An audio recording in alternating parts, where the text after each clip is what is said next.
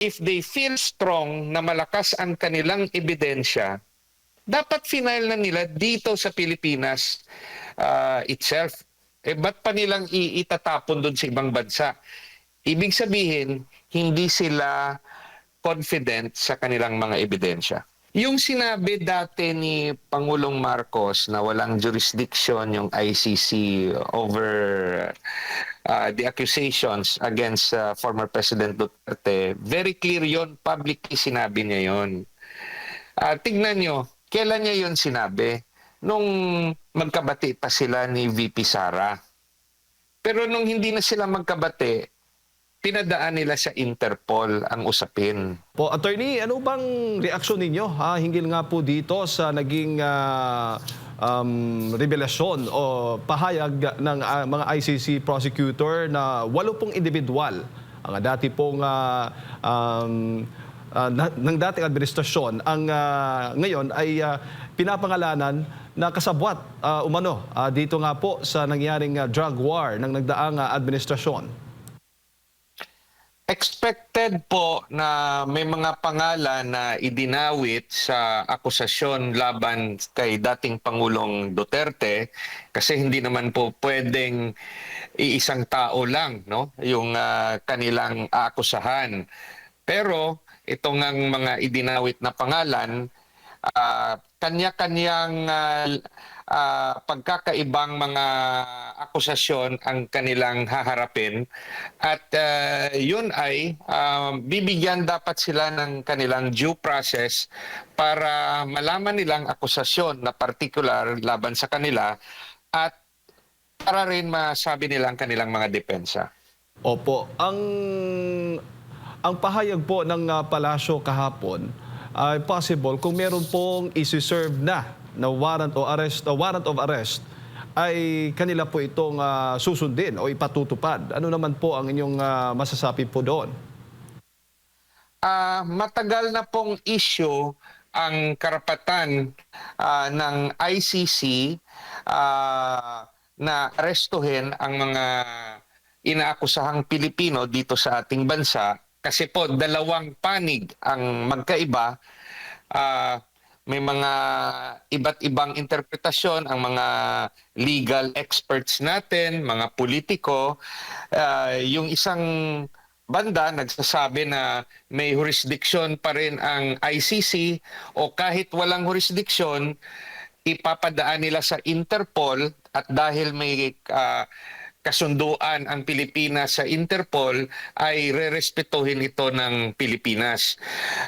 Yung sa kabilang banda naman, nagsasabi na dahil wala ng jurisdiction ang ICC, so hindi pwede gamitin ang rason ng kasunduan ng Pilipinas sa Interpol para ipatupad ang direktiba ng isang korte, which is ICC, na wala ng jurisdiction dito sa Pilipinas. Kasi it cannot be sourced from a court na sinasabi natin walang jurisdiction sa bansa natin. Kaya kahit meron tayong kasunduan sa Interpol, hindi dapat ito sundin ng ating gobyerno. Yun nga lang, dahil ang ating foreign policy at yung ating, let's say, Department of Justice ay pinamumunuan ng presidente, at ito'y si President Marcos, kung iibahin niya o mag-a-adjust siya ng kanyang interpretasyon base sa kanyang desisyon, pwede niyang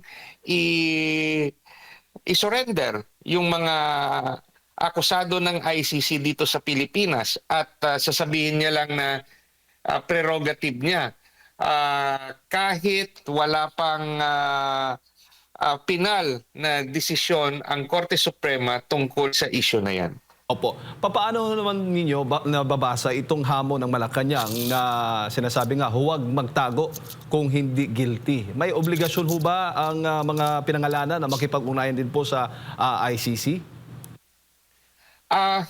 Individual na desisyon yan ng mga akusado, no? Kasi ah, both sides meron silang karapatan, both sides tama sa kanilang paningin. Kung ikay akusado gaya ni Senator Bato de la Rosa o Senator Bongo, nasa isip mo bakit ka susunod sa isang arrest order na sa tingin mo at paniwala mo galing sa korte na walang jurisdiction sa iyong pagkatao. That is to your mind crazy, no? On the other hand, kung ikaw yung Marcos administration at sa tingin mo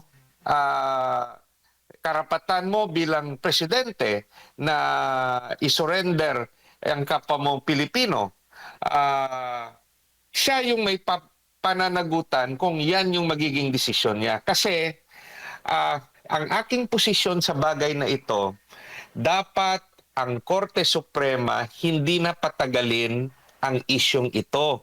Meron ng kaso na na-file, no, yung pamilya ni former President Duterte through Attorney Torion na nag-question, no, sang ginawa ni PBBM na pagpapadala kay former President Duterte sa ICC.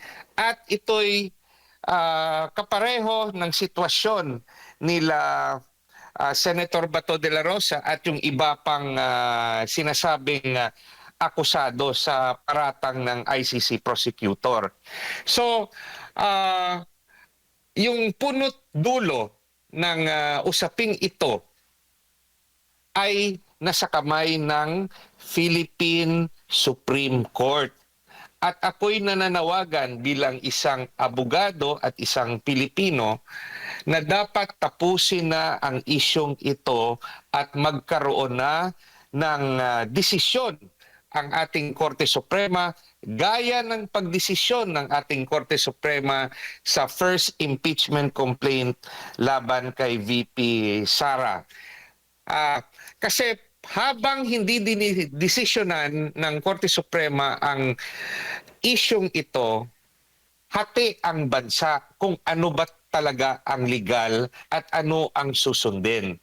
Kaya dapat, no, kung ako sa media at sa lahat ng mga Pilipino na may interest sa isyong ito, mag-apela tayo sa ating Korte Suprema to finally put a decision in place para yung mga nagmamarunong na mga legal luminaries, allegedly, yung mga nagmamarunong na mga abogado at ang mga nagmamarunong na mga social media influencers ay matapos na ang kanilang debate at magkaroon tayo ng isang legal na desisyon.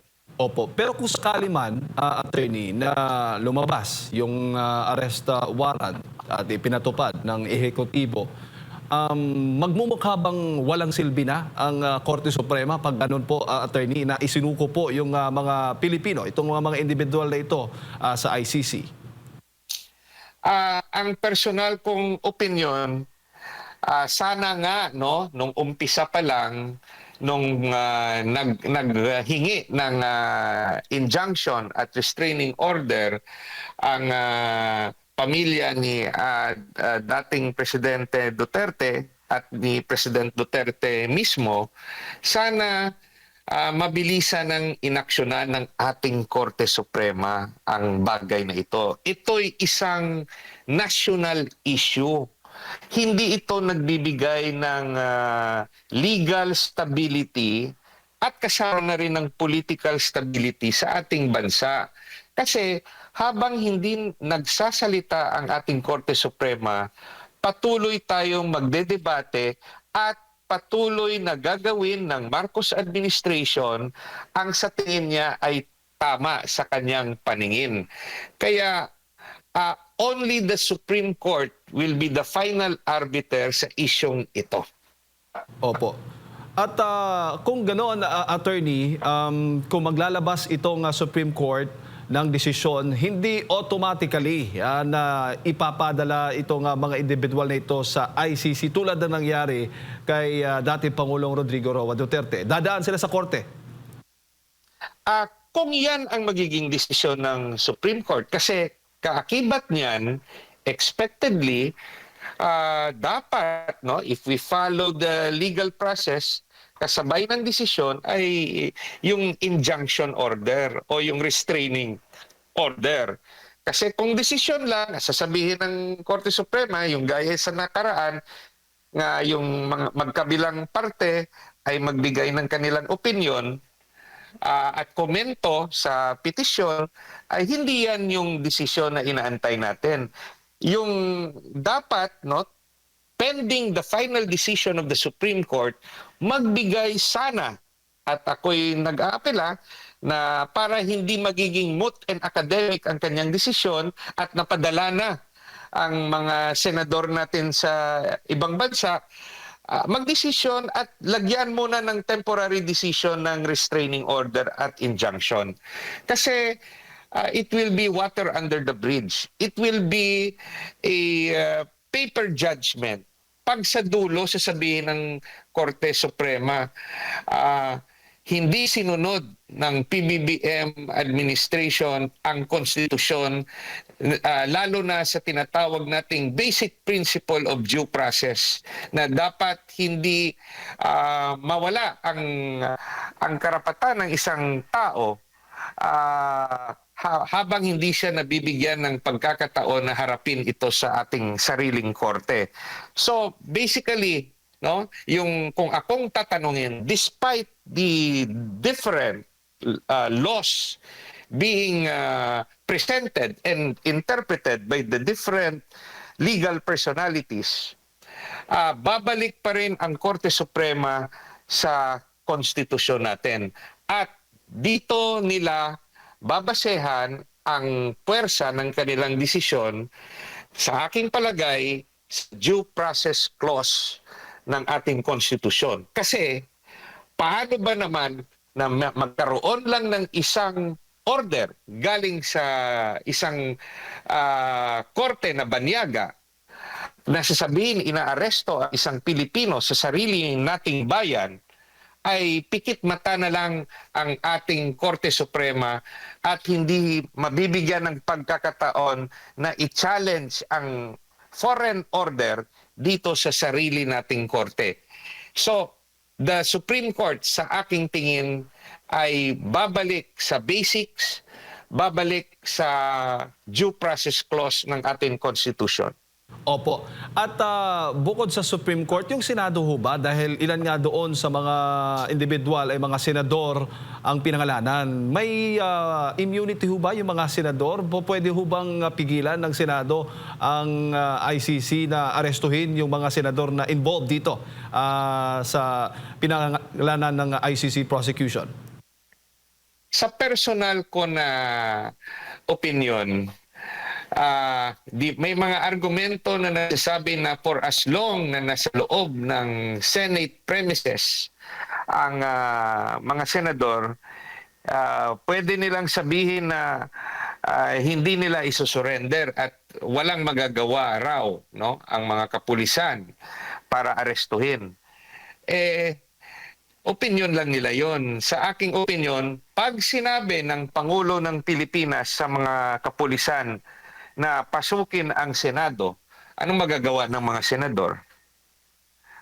Kasi sasabihin nila, trabaho namin ito. Equal branches of government, trabaho nyo yan, but your office will not stop the Philippine government from doing its job in arresting whoever the government wants arrested. So, walang magagawa ang Senate leadership kung ang presidente ng Pilipinas pipilitin na pasukin ang Senado. Bakit ko rin nasabi yon? Kasi kung may magrereklamo na sasabihin kalabisan ang ginagawa ng Marcos administration. Sobra ang ginawa ng kapulisan ng pinasok o papasukin ang Senado. Sino magdedetermine kung may criminal offense na nangyari? Di ba ang DOJ at ang Ombudsman? So sa practical na usapin, tayo lang nag-uusap ngayon dito. Pag sa tingin ng magrereklamo, mali ang ginawa ng kapulisan at pinasok ang Senado, sa kanino sila magrereklamo? Di ba sa Ombudsman at sa DOJ? At sa tingin nyo, sinong papanigan ng Ombudsman at DOJ kung usaping ICC ang ating gagawin sa ngayon? Opo, pero para po sa inyo, kaya reasonable ho ba para sa inyo yung ginawa po ni Senator Bato de la Rosa na pagtatago? Considering nga na may mga pahayag na itong ehekutibo, ang Malacanang mismo, na kapag isi-serve ang arrest warrant, ay huhulihin ka agad, automatically papadala doon sa ICC. Hindi na dadaan ba sa korte para pigilan o dinggin ang kanyang kaso, attorney? Technically sa ngayon, while we are talking, there is no official arrest warrant na alam natin. So, yung desisyon ni Senator Bato, personal niya yung desisyon. Hindi ko masasabi na tama, hindi ko rin masasabi na mali. Bakit ko sinasabi yan? Si Senator Bongo nasa publiko naman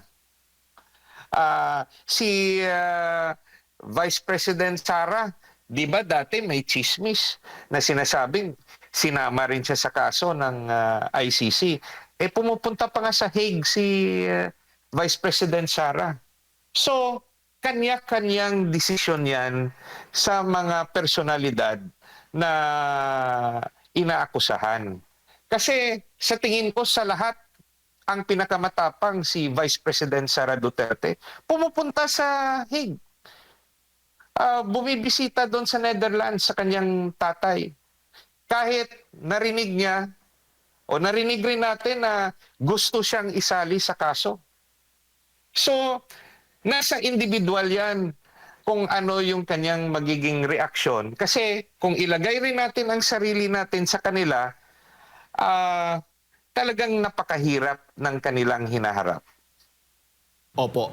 Attorney, bago ko lang ipasa kay partner Admar, ang palasyo meron din pahayag na magandang venue rin po yung ICC para po dito dinggin yung mga kaso, litisin ang kaso ng dating Pangulo at ng iba pa na kasabwat nga o involved nitong drug war nung nakaraang administrasyon. Ano naman po ang reaksyon po niyo doon?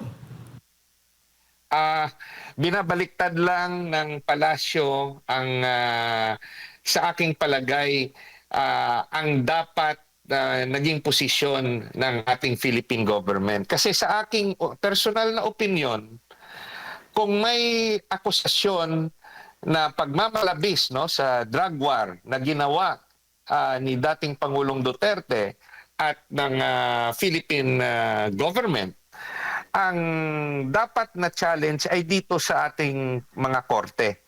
At ang pinal na desisyon ay sa Korte Suprema. So, yan yung sa aking palagay. Sinasabi nga ng Philippine government na nung ibang opisyal, na mahirap raw dito ang kaso sa Pilipinas kasi baka hindi patas. Paano natin masabi yan? We are presently under the Marcos administration na kinakalaban ang yung grupo ni dating Pangulong Duterte. So, paano natin masasabi na bias yung korte o yung gobyerno bias in favor of the group of former President Duterte? Yun lang sa aking palagay dahil alam nila na mahihirapan silang kumuha ng sapat na ebidensya laban sa kay dating Pangulong Duterte na magtuturo na may kinalaman si dating Pangulong Duterte at magtuturo sa mga matataas na opisyal. Kasi kung meron silang ebidensya, baka limitado lang ito sa ibang personalidad ng mga pulis. Ah, Kaya mas mamarapati nila na sa ibang bansa na lang yung pagdinig ng kaso, kasi alam nila na ikukulong yung mga nasasakdal habang nililitis ang kaso. At alam natin sa kasong ito, hindi lang ito matatapos sa 1 taon, 2 taon, 5 taon. Baka ang kasong ito, baka aabutin ng 10 taon o mas mahigit. Dahil, imagine mo, ilan ba yung gusto nilang witnesses? Parang nabasa ko yata, kung if I'm correct, 300 to 500 witnesses for the prosecution. Ilan naman yung witnesses for the defense? Sa 1 taon, ilan ba yung pagdinig? So, uh, they will try to pursue this case na nakakulong yung mga akusado habang yung mga nag-aakusa na sa labas, nag-enjoy sa normal na buhay. Yung mga akusado, haharapin ang kaso sa ibang bansa, nakakulong, at aabot na ito sa next administration na gusto nila sila pa rin ang magkokontrol. Attorney, So yan yung sa aking palagay, dahil if they feel strong na malakas ang kanilang ebidensya, dapat final na nila dito sa Pilipinas itself. Ba't pa nilang itatapon doon sa ibang bansa? Ibig sabihin, hindi sila confident sa kanilang mga ebidensya. opo. Attorney, magandang umaga. Si Admar po ito. Doon sa paglalatag nila ng ebidensya,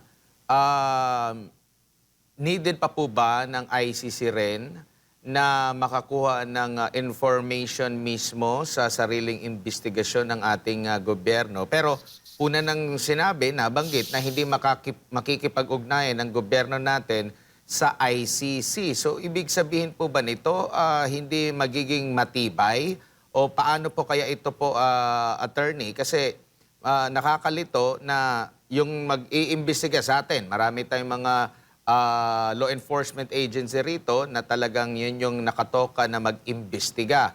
Kung hindi po pwedeng makipag-ugnayan ang Pilipinas sa ICC, ano ang magiging laman po nung kanila pong paghahain ng kaso kontra dito kay former President Rodrigo Duterte? Maaari po bang iyan din ay kasi ngayon hindi pa malinaw kung saan po ang pinaghugutan po nila, ano ba ang kanilang mga ebidensyang hawak po dahil marami pang mga motion sa panig po ng defense attorney.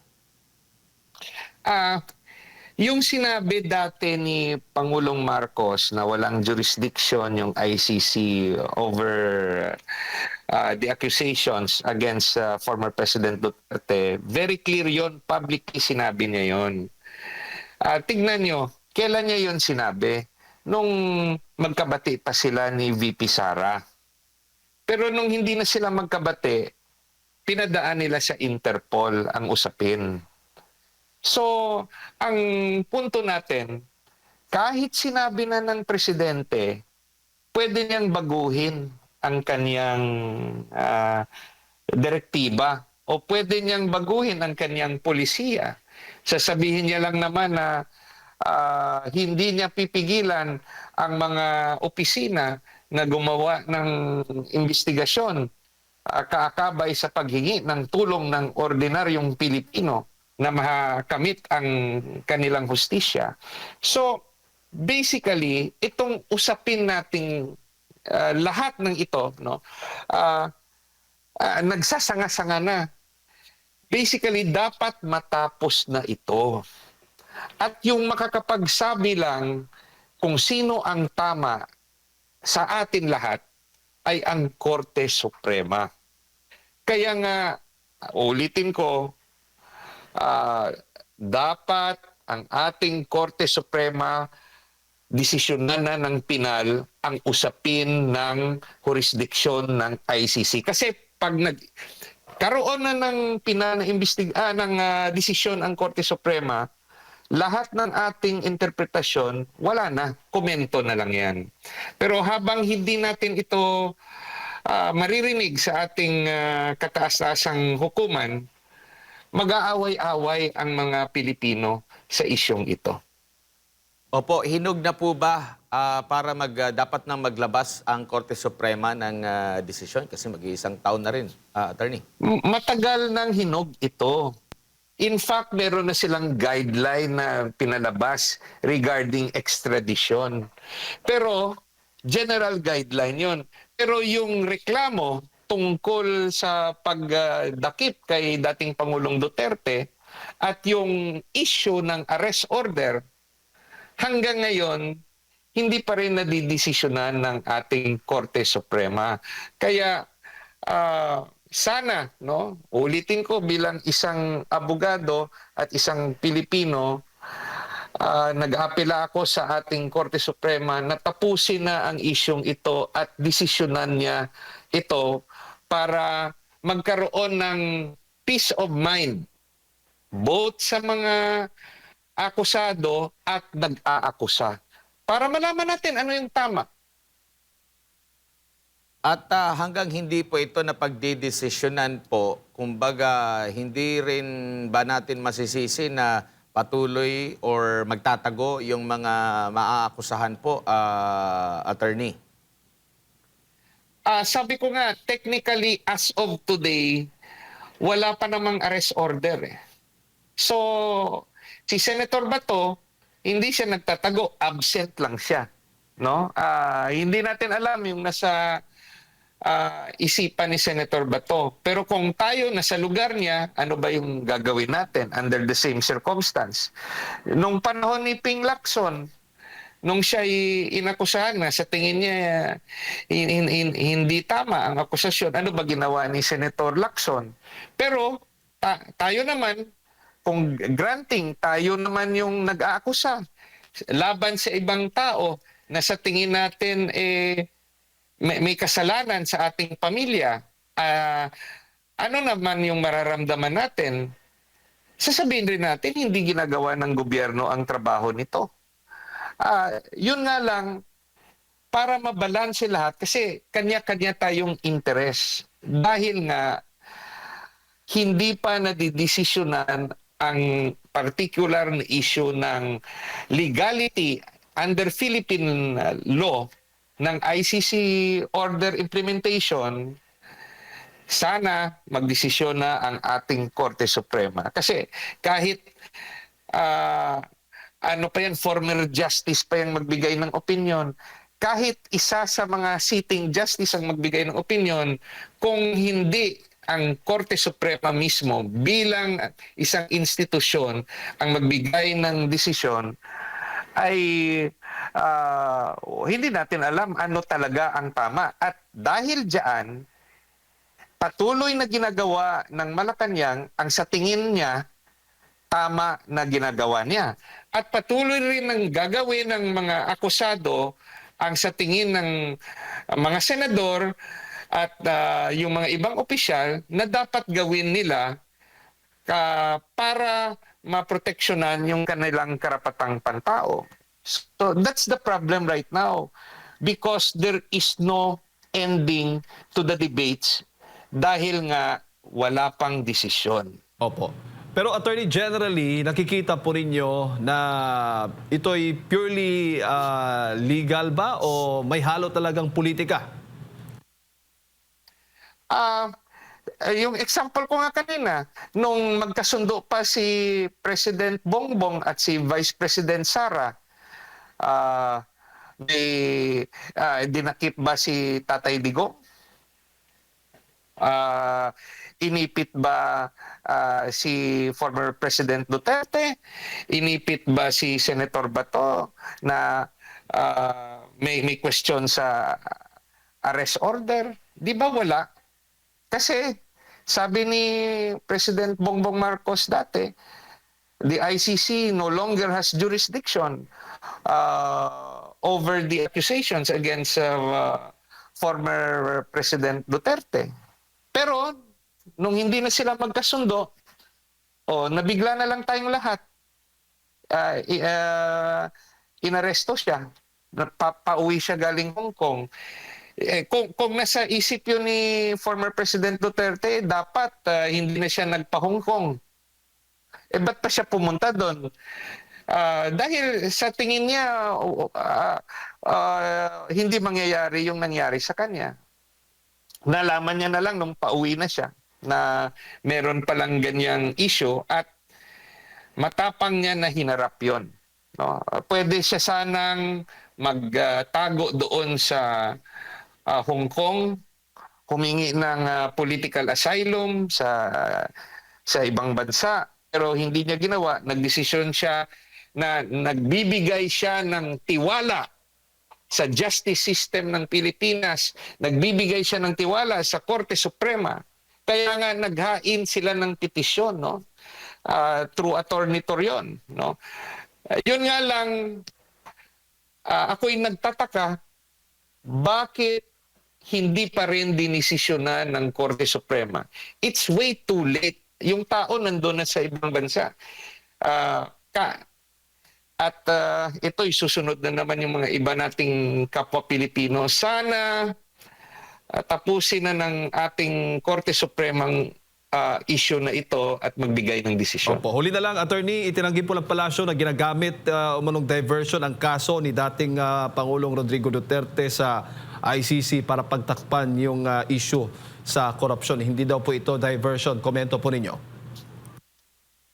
Lahat ng ito, yung analysis natin, are all speculations because whether it is true or not, hindi naman aamin siguro ang palasyo dyan. Yung dapat lang sa atin, at tayo mga mamamayang Pilipino, ang dapat na sa isip natin, despite the new issues, despite the old issues, yung isang issue na malaki na problema ng ating bansa ay ang issue ng korupsyon. No? So, pwedeng pagsabayin yung iba't ibang issue, pati nga yung issue ng bati lang ni Sharon Cuneta kay PBBM na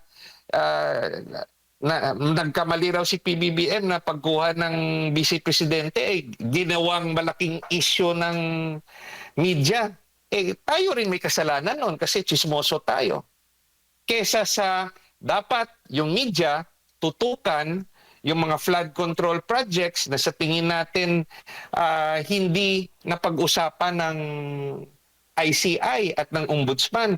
Dapat may investigative journalism na ginagawa sa mga probinsya. Yung media outlets kukuha ng mga witnesses para testigo, no? Kung ano ba yung nangyari sa mga flood control projects sa mga probinsya. Kasi hindi lang sa Bulacan yung problema. Hindi, yung palasyo naman, lagi nating nakikita na yung investigasyon doon sa Davao Region. Nung nasa Ilocos Region, sasabihin na walang flood control, ghost project. Kundi yung problema raw dahil kulang lang sa pondo. So, it is the role of media to remind us and to direct us to the right topics. Hindi yung Sharon Cuneta's comment sa pagpuri niya kay PBBM at pagsabi na nagkamali ng pagpili ng Vice President. Tayo rin may kasalanan dahil na binibigyan natin ng topiko ang mga Pilipino na hindi importante. At inuulit ko na importanteng topic na dapat hindi mawala sa atin, ang vote counting machine. Kasi kahit gaano natin ka-prepare for the 2028 election, kung nasa isip natin hindi magiging patas ang bilangan ng boto at sinasabi natin yung survey ay manipulated, ay hindi pa rin magbabago ang Pilipinas after 2028. So, it's the role of media to keep on reminding us what are the major topics.